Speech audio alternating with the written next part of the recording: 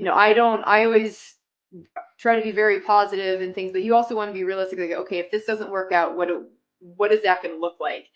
And going through the worst case scenario, like my worst case scenario was I have to go back and get a W-2. So my worst case scenario was being back exactly where I was at that point.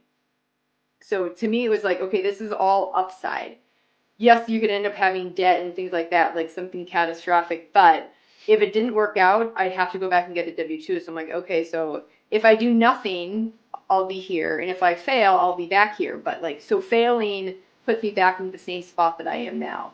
So for me, looking at what that upside was and my worst case scenario was having to go get a job again, it became almost a no-brainer of like, all right, let's do this. Like, Yeah. I'll take that risk, and we just ran with it.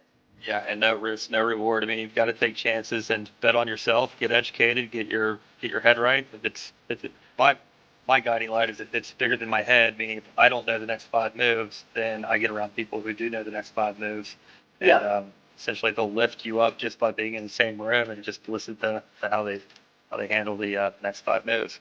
Yeah. Now you know. Yeah. You always will have problems. You'll always have complications and issues. It's just as you level yourself up and as you keep improving and moving up in whatever it is you do, your problems just become bigger. So you're never going to get to the point where you have no issues, but I'd much rather keep leveling up and having larger issues to deal with and having to keep finding people that are ahead of me that are pushing me and things like that. So, Good thing in real estate is that there's always somebody ahead of you. No matter how big, you could have 40,000 units, and there's somebody with 41,000 units. And the cool thing is that the people that are ahead of you are more than willing to help get you to where they're at. It's the community is incredible. that is one thing that's really surprised me as I got into real estate was how willing people are to share their information.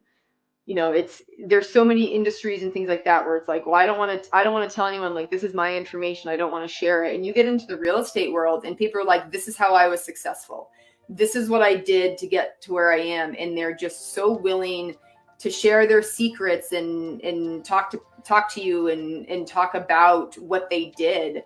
And it's just so refreshing to go in there and you can ask anyone anything, and 99.9% of the time that person is going to be so open to telling you what they did, what the numbers were, like how did this flip go, where did you mess up, and things like that. Like it's very refreshing, and it's very nice to know that you can get in and talk to people and people are so willing to share their information with you.